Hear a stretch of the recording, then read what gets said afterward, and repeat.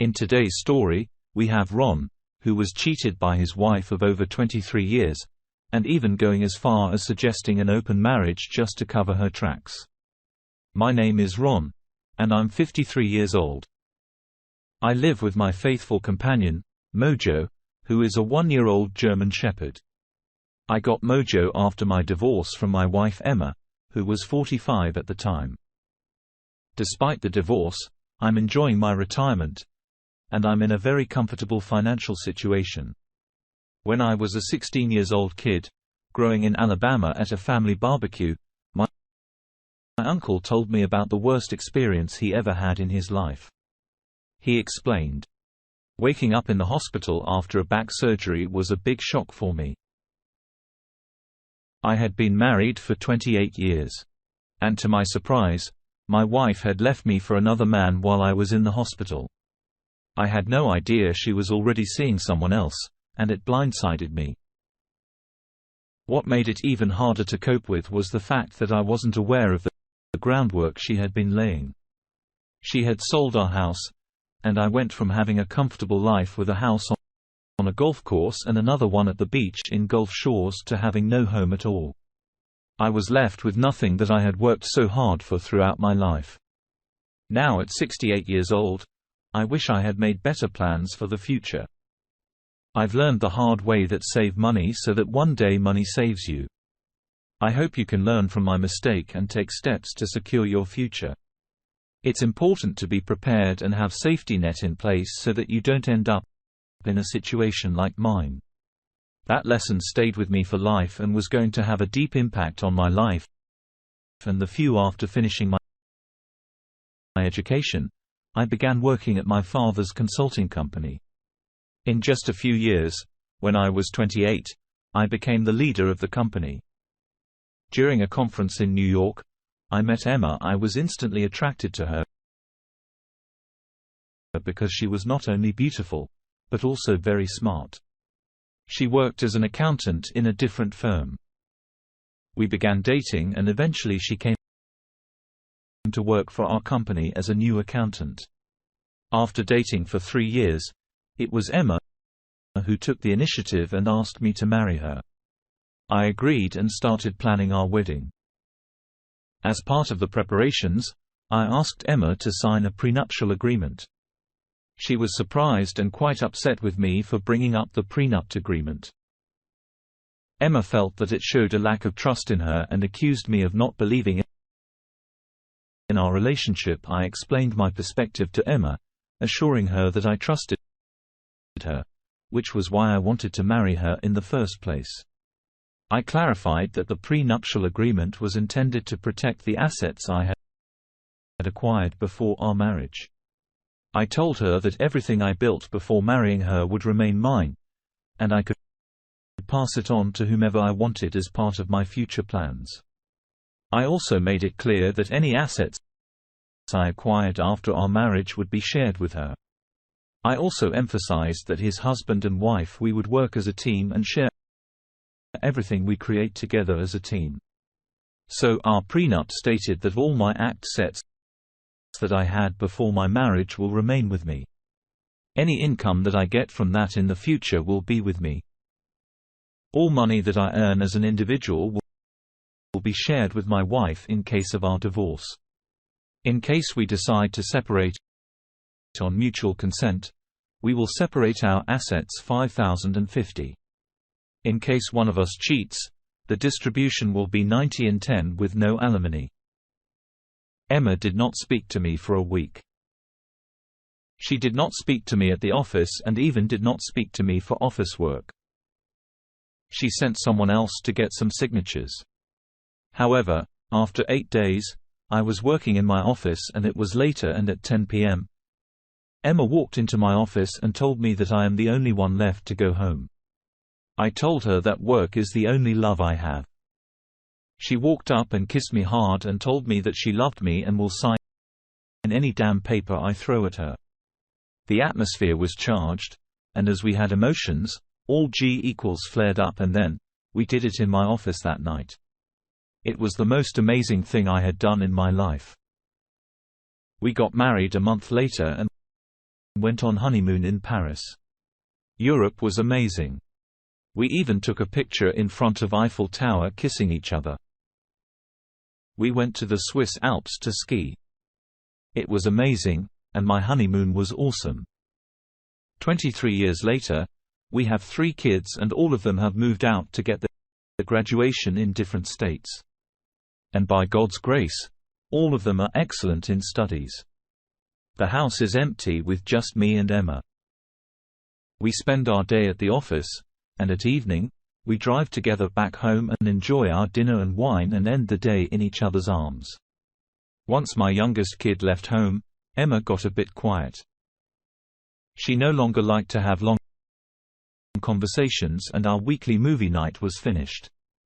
I was a bit concerned and asked if we can go to therapy and get help before it's too late. Emma declined and stated that it is just a phase, and it will pass, and asked to give her some time. She even stated that she no longer wanted to go to the office. I agreed and I started to go to the office alone. Some days, I went home early only to find her sleeping and at times in the kitchen cooking something. I was concerned and asked her to start working out at a local gym and get some hobbies. She understood my concern and agreed to go to the gym. After a few weeks at the gym, she looked better. She used to dress up nice and come to the office with some nice lunch. And after a long time, asked me to stay back at office till late. I stayed back, and we did it again in the office. I thought that everything had been sorted. Emma was now dressing not just nice. They were getting smaller and revealing. Her lingerie was changing. It was getting nice. I was happy and cautious at the same time. A part of me was happy as I was enjoying every bit of it, and the other part was worried as to why this is happening. One fine evening, I went home and she was sitting in the kitchen with a wine glass in hand and wrapped in a sheet which fall, and she walks towards me with nothing on. Just the wine glass in hand. Yep, did it in the kitchen. To add to the things, she was filming that on her iPhone. I did not bother a lot as it was her phone. So far so good. I was getting a lot of intimacy and I was happy. What was weird that she was filming that. I asked her, why is she doing that? She said that she wants to see that when she is alone at home, I let go of my concern. I brushed it off as one of her new feed issues. I could not have asked for anything more in my life. All that was about to go down to the drain. What I did not understand is that I was being baited into something sinister. A few days later, Emma dropped the bombshell on me. It was Friday evening, and I was with Emma at home drinking wine after a nice intimate session. She asked if I have ever heard about open marriage. I said yes. I know. I live on this planet. She asked if I am fine trying that with our marriage. I could not believe what she was saying, and my head just started to spin. I could not understand if that was the spirit I drank or her words that I just heard. I was stunned, and for a few seconds, my sight was black, and then I got back to my senses. I said that I am a man and I will not share my wife. She countered that no one is asking me to share her. She just wants to go out and see what is going on in the world and wants to experience different feelings. She also stated that she is fine if I also go out and find someone exciting for myself. She was insistent that we should try this lifestyle before the sun sets on our lives. I was livid and just walked out of the room. For the next few days, I did not speak to her, and nor did I engage in any sort of communication with her. She came to my office, and it was late night. The office was empty, and she walked in and started to take her clothes off and engage in an intimate session with me. I was a symptom that day. Gave in to temptation. Emma recorded all of that. The next day, she brought up the topic again. I told her to give me a week to think about it and asked her not to bring up the topic for next 7 days. Now I was not concerned. I knew something was wrong. My wife is using her body to manipulate me into something sinister. I called my lawyer Dusty, while that is not his real name. But we call him Dusty anyways. He happens to be my childhood friend. I explained everything. And since the dynamic between us more of brotherly, he laughed at me and berated me for being a simp. He said that my wife is manipulating me and he suspects that she is already cheating on me and the open marriage is just an excuse. He explained that since I have a prenup in place and it leaves my wife with almost nothing if she cheats, opening my marriage makes me eligible either for a consensual divorce or no divorce at all, and my wife keeps screwing whoever she wants while I keep paying for her lifestyle. Emma was indeed smart. We decided to hire a private investigator. Dusty asked me to take Emma out for a day on vacation while he would put cameras at my home. They would bug Emma's car and put her under surveillance. He asked me to install a spyware on Emma's phone. I asked Emma to show me our videos, and she gave me her phone. I discreetly installed the spyware. I took Emma for a long ride to the coast and stayed there for the night. I got a message from Dusty. The job is done. We returned, and now I waited for the private investigator to get back to us. It had been 5 days since Emma had the discussion with me. Dusty asked me to come and meet him in the office. I went post. My office was over. Dusty asked me to sit and pour Jack Daniel for me.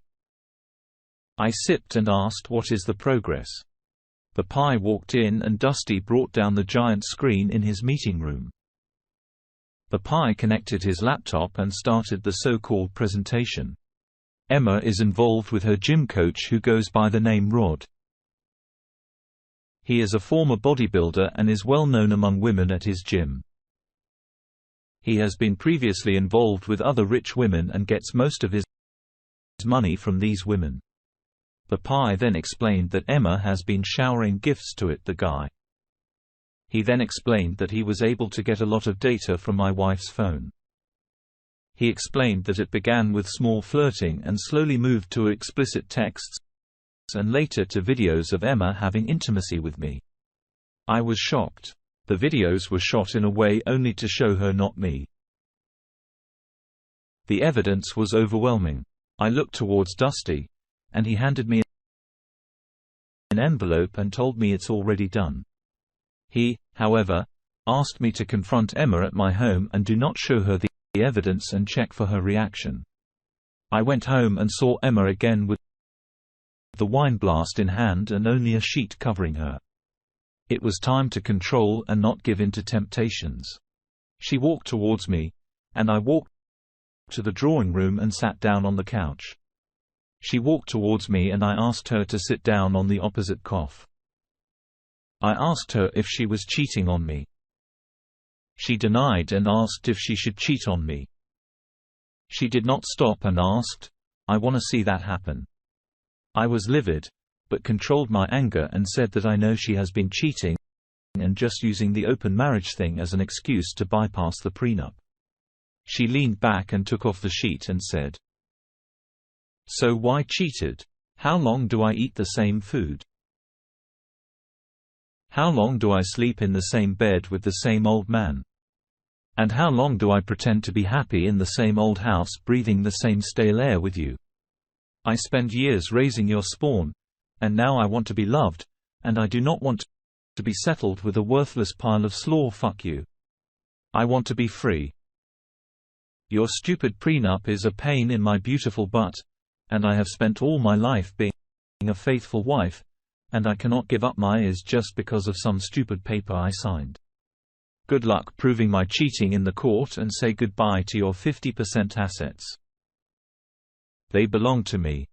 I slowly got up, took out the envelope from my jacket, handed to Emma and told her that I will take my chances in the court, and she has 2 hours to leave my house. She screamed and told me that no one will ever love me, and I will never get a nice piece of woman like her ever. I walked out of the house and told her that she has less than 2 hours. And since I have money, I can afford dating younger women with better goods than her. I slammed the door and went out. I came back after 3 hours, and Emma was gone. I broke down and curled up in a corner and cried. I had never felt that broken and lonely. Although I acted brave in confronting Emma, I was breaking apart inside. I was not sure I will ever recover from this. Dusty came in a few minutes later, and we saw the video together. He sipped on his beard and left, stating that this is better than Will Smith and Jada Pinkett Smith's show where she tells him that she cheated on Will with a younger guy. He said I made a better face than Will Smith. I know that he is annoying, but he is the only friend I have, and he has stood beside me through thick and thin. I wish everyone has a buddy like him. I called my kids and explained the situation and informed that their mother and I are getting divorced. They protested and I had to explain what has happened and they were upset.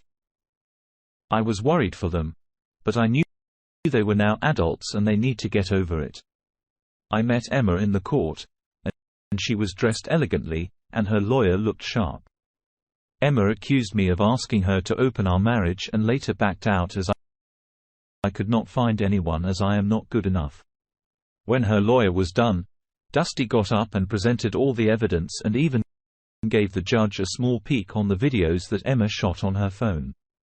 Her accusation was dismissed and the judge dissolved our marriage based on infidelity from Emma's side and also directed me and my lawyer to go ahead and execute the prenup agreement. Emma was shocked and threw a tantrum in the court. She accused the judge of selling out and called him names, and to my surprise, the judge did not stop her. He let her rant. She then proceeded to berate me, saying that she raised my kids all her life, and now she will be penniless and a loser. She stated that she just wanted to be loved and feel special. She broke down and started crying. The judge asked Emma to get up. He stated that, "I tolerated your behavior just to understand why you cheated on your husband. You had everything, a loving husband, 3 amazing kids who will make any parents proud. You had fine and you could have traveled to any place on the planet in your leisure time. Feeling not loved is your state of mind. Your husband made every effort, even offering going to therapy with you. You, on the other hand, went out of your marriage and even to your carnal desires and even tried to trick your husband into opening your marriage just to try and bypass your prenup agreement. That shows your malicious intent to rip your husband off his hard-earned assets. Now get out of my court before I throw you in a cell for disrespecting the court." Emma was escorted out, and I never met her again. My eldest son visited me a day later and got Mojo with him. I always wanted a dog, but could not get one. Emma never liked dogs. I was very happy. I have handed my business to my eldest son and the other 2 are still perusing the graduation. They too plan to join him once they graduate. My eldest son informed me that Emma has checked into a rehab center as she fell into alcohol addiction and had to be rushed to emergency once for alcohol poisoning. It has been a year since my divorce, and I know for sure that Mojo is one on a soul who loves me unconditionally. I spend most of my time with him as I have now retired. I have moved to a different city and I live right on the beach. Mojo loves the sea and every evening he spends time with me watching the sun go down. Dear listener, if you have reached this far, please click on the subscribe button. It will be a great help.